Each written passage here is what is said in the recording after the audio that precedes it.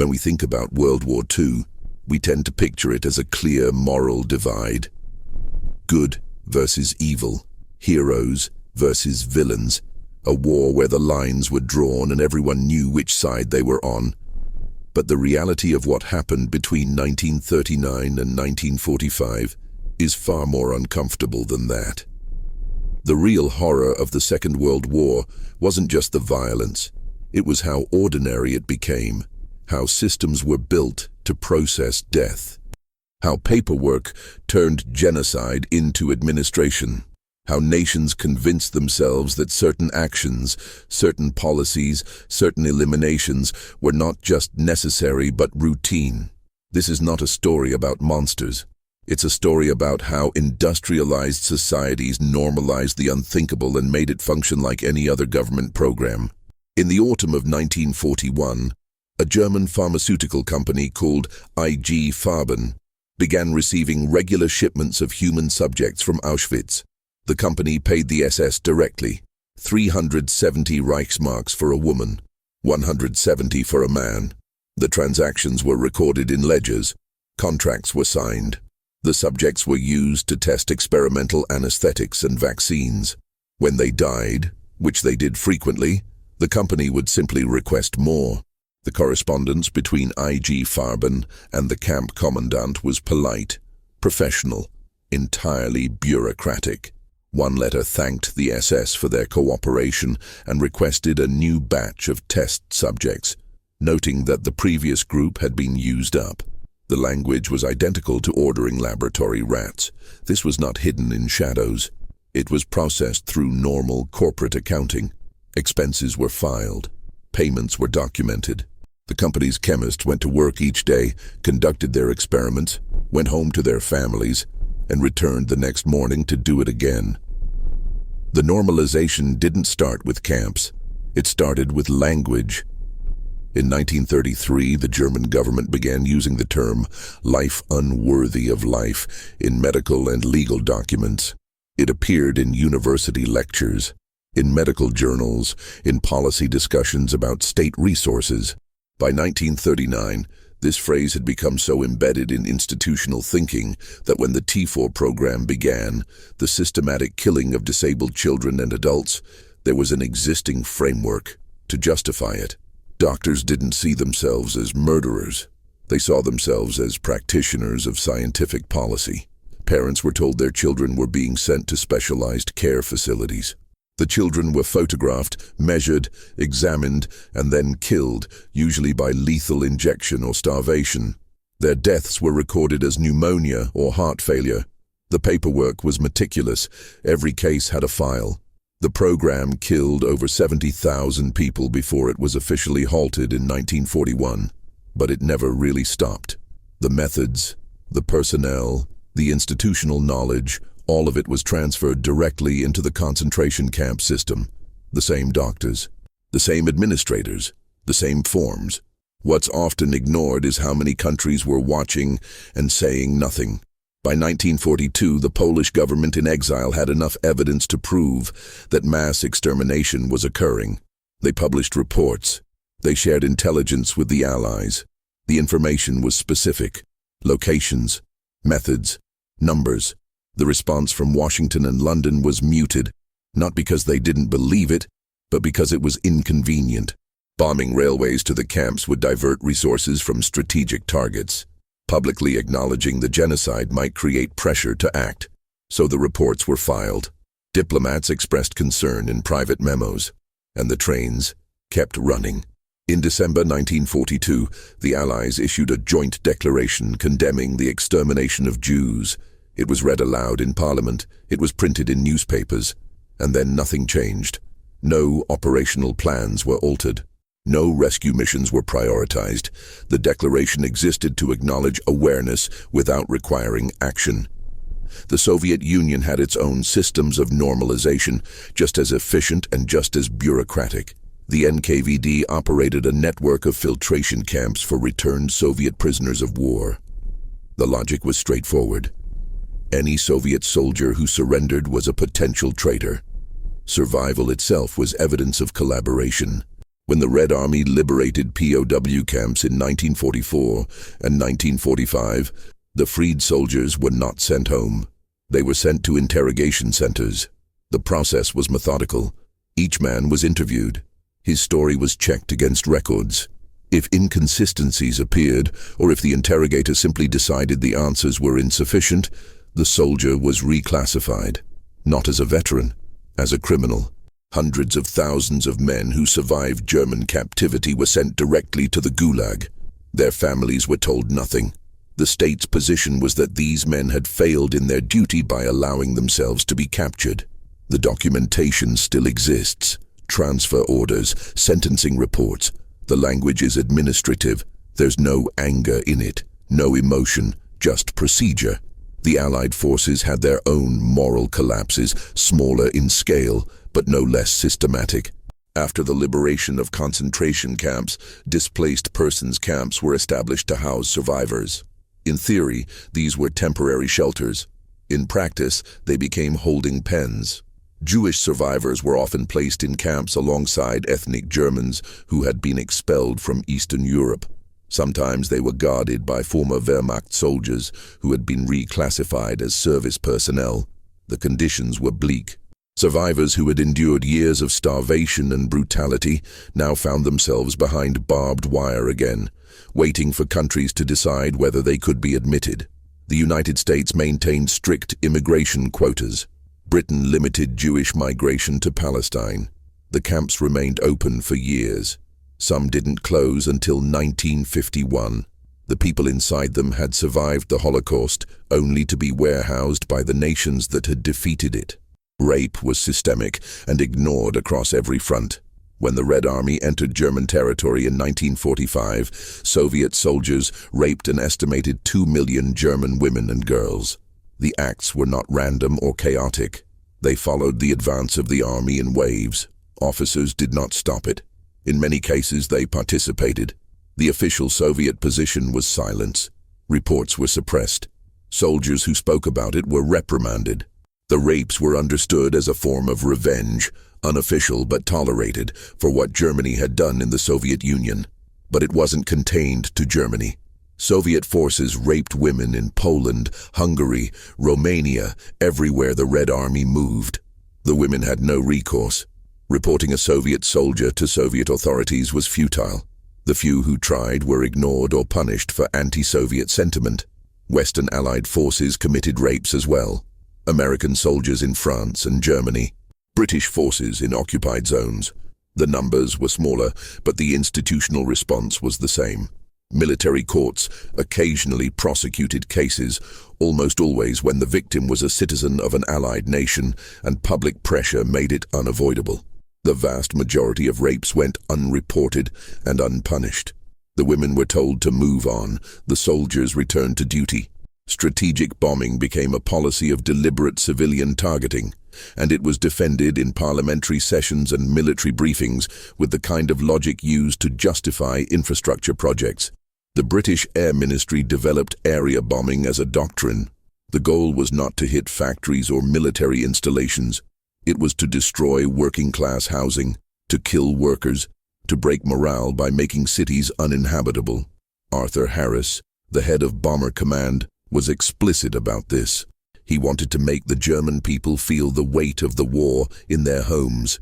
The bombing of Hamburg in July 1943 killed over 40,000 civilians in a single week. The firestorm reached temperatures hot enough to melt glass. People suffocated in bunkers as the flames consumed the oxygen. Bomber Command knew what the results would be. They had studied the effects of incendiary bombs in controlled environments. They understood that once a firestorm started, there was no stopping it. The raids continued. Dresden, Cologne, dozens of smaller cities. The justification was always the same: shortening the war, degrading Germany's ability to fight. But the targeting data shows that many of the most destructive raids hit areas with minimal industrial value. The goal was terror. The method was fire. The documentation was filed under operational reports. The United States adopted similar tactics in the Pacific. The firebombing of Tokyo in March 1945 killed more people in a single night than the atomic bomb would kill in Hiroshima. Over 100,000 dead. The majority were civilians. The bombs were designed to maximize destruction of wooden structures. American planners knew that Tokyo's residential neighborhoods were densely packed and built from paper and wood. They knew that incendiary bombs would spread uncontrollably. They chose a night with high winds to increase the effect. The raid was considered a success. General Curtis LeMay, who planned the operation, later said that if the United States had lost the war, he would have been tried as a war criminal. He said it matter-of-factly. The firebombing campaign continued for months. 67 Japanese cities were targeted. The civilian death toll reached into the hundreds of thousands. None of it was hidden. Newsreels showed the bombers taking off. Newspapers reported the destruction. The public was told it was necessary to avoid an invasion. The operational reports described burn patterns and casualty estimates with the same tone as weather data. Starvation was used as a weapon by every side, and it was planned with the same precision as any military campaign. The German siege of Leningrad lasted 900 days. The goal was not to take the city. It was to starve it into submission. The Wehrmacht encircled Leningrad and waited. Food supplies were cut off. The city's population, nearly 3 million people, began to die. The German command received regular updates on conditions inside the city. They knew that people were eating sawdust, leather, anything that could be chewed. They knew that bodies were left in the streets because no one had the strength to bury them. The siege was maintained. By the time it ended, over 1 million civilians had died, most from starvation. The orders came from the top. Hitler had declared that Leningrad should be erased. The method was deliberate deprivation. It was slow. It was documented. It was executed according to plan. The Japanese military engineered famine in Vietnam during 1944 and 1945. French Indochina had been occupied since 1940, and the Japanese controlled rice production. In 1944, they began requisitioning the entire harvest for military use. The Vietnamese population was left with nothing. Estimates suggest that between 1 and 2 million people starved to death. The famine was not a byproduct of war. It was a result of calculated resource extraction. Japanese officials were aware of the death toll. There were reports. There were requests for relief. The requests were denied. The rice was needed elsewhere. The people were expendable. When the war ended, there was no accounting for what had happened. No trials, no reparations. The famine was barely mentioned in post-war documentation.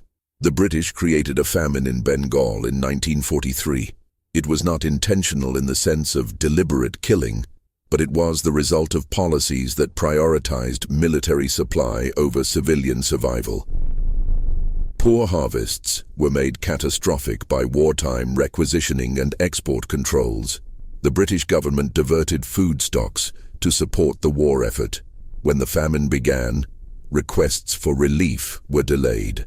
Churchill's government argued that shipping space was needed for military operations. Local officials in India pleaded for emergency grain imports. The response was slow and insufficient. Between 2 and 3 million people died. The administration in Delhi documented the crisis. Reports were sent to London. The requests were acknowledged and deprioritized. Churchill later blamed the famine on Indian overpopulation. The official files describe logistical challenges and resource constraints. The dead were a footnote in strategic planning. Medical experiments were not confined to Axis powers. The United States conducted radiation experiments on unwitting subjects during and after the war. Prisoners, hospital patients, people with disabilities were injected with plutonium and uranium to study the effects of radiation exposure. The subjects were not informed. Consent was not obtained. The experiments were classified. Doctors at major universities participated. The results were published in internal reports and used to develop safety protocols for nuclear workers. The test subjects received no treatment for the effects. Many developed cancer. Some died. The program continued into the 1970s. When it was finally exposed, the government acknowledged that the experiments had occurred but argued that they were necessary for national security. The files were declassified decades later. The language in the reports is clinical. Dosage, exposure, effect. The subjects are referred to by number. The Japanese Army's Unit 731 conducted biological warfare experiments on thousands of prisoners in occupied China. The unit was staffed by trained medical professionals, university professors, surgeons, microbiologists. They vivisected prisoners without anesthesia to study the progression of diseases. They exposed prisoners to plague, anthrax, cholera, and observed the results. They performed amputations and reattachments to test surgical techniques. They froze limbs to study frostbite and then thawed them in different ways to see which method caused the most damage. The experiments were systematic. Each test had a protocol. Results were recorded in detailed logs. Photographs were taken. The work was treated as science. When the war ended, the United States granted immunity to the leaders of Unit 731 in exchange for their research data. No one from the unit was tried for war crimes by the Americans. The deal was classified. The research was integrated into the U.S. biological weapons program. The Japanese scientists returned to civilian life. Some became respected academics.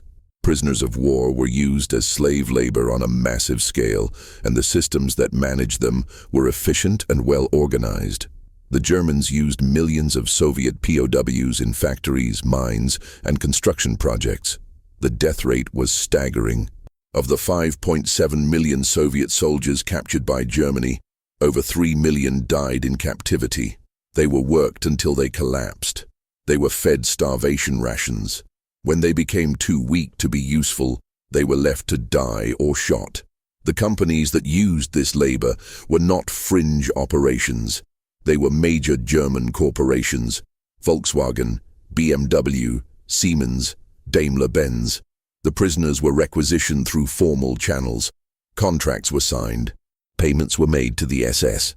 The labor was cheaper than paying German workers, and the prisoners could be worked to death without consequence. After the war, many of these companies denied knowledge of the conditions.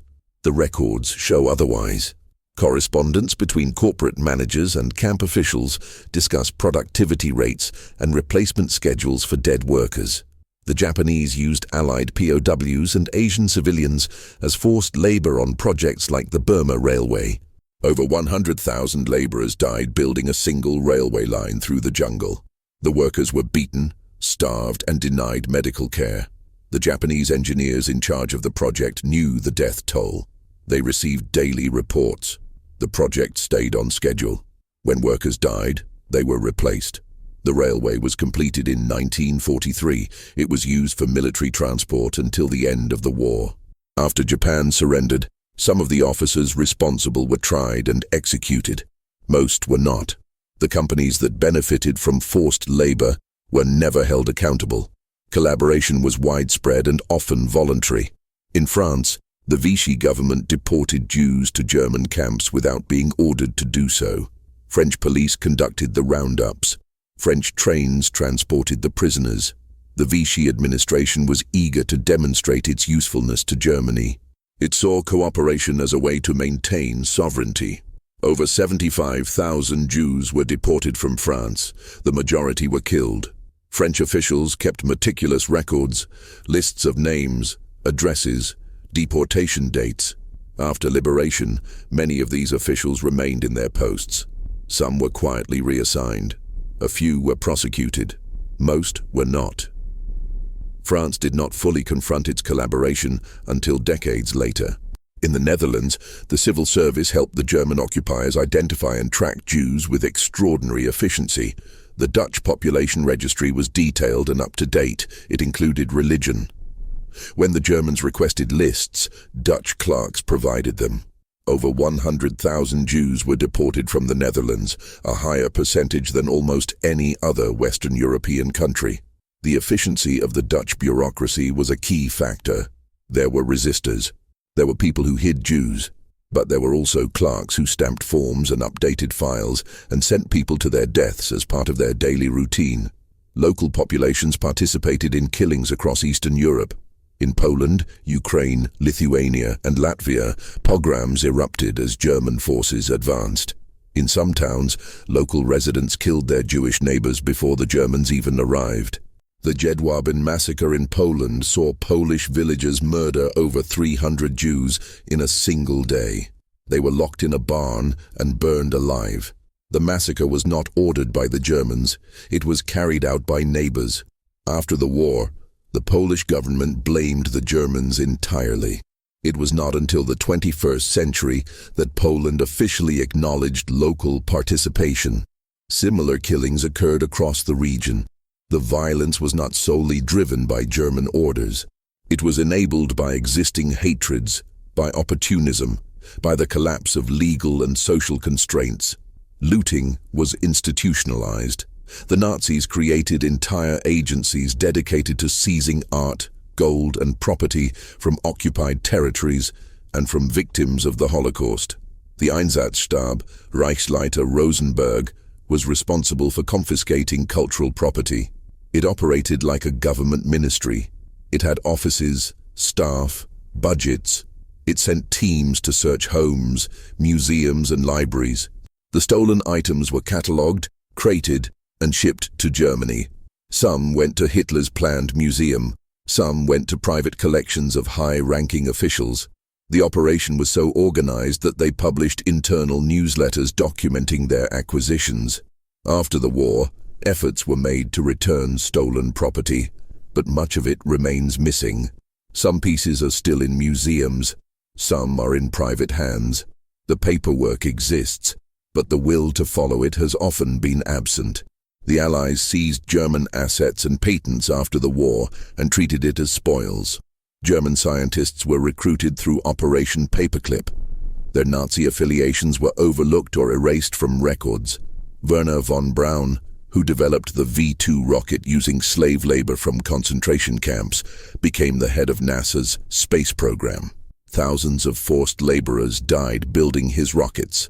After the war, he was brought to the United States, given a security clearance, and put in charge of America's most prestigious scientific projects. He never faced trial. His past was classified. The United States wanted his expertise more than it wanted justice. When the camps were liberated, the liberators were often unprepared for what they found. Soldiers broke down. Some refused to enter. Some vomited. And then they went back to work. The camps had to be cleared. Bodies had to be buried. Survivors had to be processed. The soldiers did what they were told. Photographers documented everything. The images were used for war crimes trials and for public information campaigns. But the day-to-day work of cleaning up the camps was left to German civilians and former guards. Local townspeople were marched to the camps and forced to bury the dead. They claimed they didn't know. The smell could be detected for miles. Trials were selective. Nuremberg prosecuted major figures, but the majority of people who participated in atrocities were never charged. There were not enough courts, not enough investigators, not enough political will. Many war criminals returned to ordinary life. They became teachers, businessmen, civil servants. In West Germany, former Nazi officials were reintegrated into the government and judiciary. The Cold War made anti-communism more important than denazification. In Japan, many war criminals were released early as the US shifted focus to containing communism in Asia. The infrastructure of accountability could not scale to match the scale of the crimes. The war ended with treaties and occupation zones and new borders, but it did not end with a moral reckoning that matched what had been done. The systems that enabled industrial killing, the bureaucracies that processed genocide, the corporations that profited from slavery, most of them survived in some form. The people who stamped the papers, who scheduled the trains, who kept the records, they were absorbed back into peacetime society. Some expressed regret, many did not. The structures were dismantled or rebranded, but the knowledge of how to make atrocity routine, how to normalize the unbearable, that remained.